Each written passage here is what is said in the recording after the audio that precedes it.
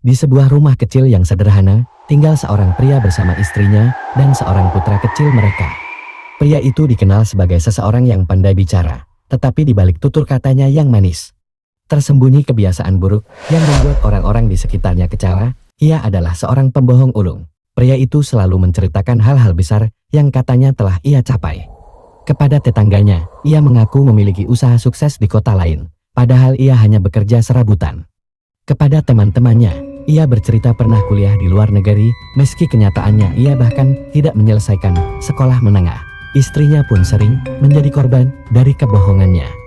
Ketika ia bilang akan pergi mencari kerja, ternyata ia hanya duduk di warung kopi sambil bermain kartu. Suatu hari, pria itu pulang ke rumah dengan senyum lebar, membawa kabar besar. Aku dapat proyek besar dari seorang kenalan.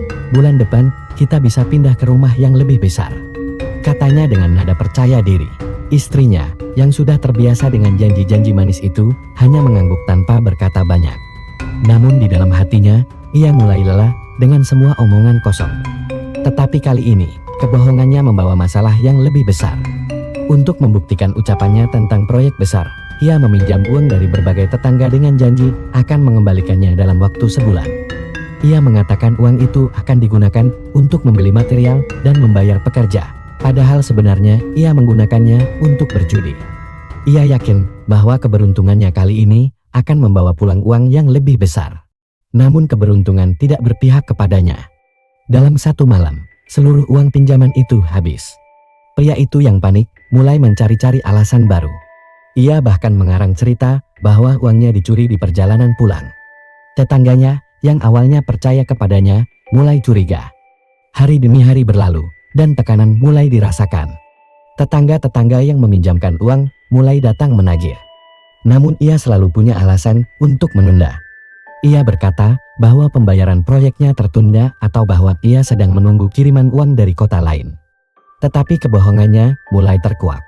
Satu persatu tetangga mulai mendengar cerita dari warung kopi bahwa uang itu sebenarnya dihabiskan untuk berjudi. Puncaknya terjadi ketika seorang tetangga yang dikenal tegas dan belak-belakan datang langsung ke rumah. Aku tidak peduli dengan ceritamu lagi. Aku hanya ingin uangku kembali, katanya dengan suara keras. Pria itu yang biasanya pandai mencari alasan, kali ini terdiam.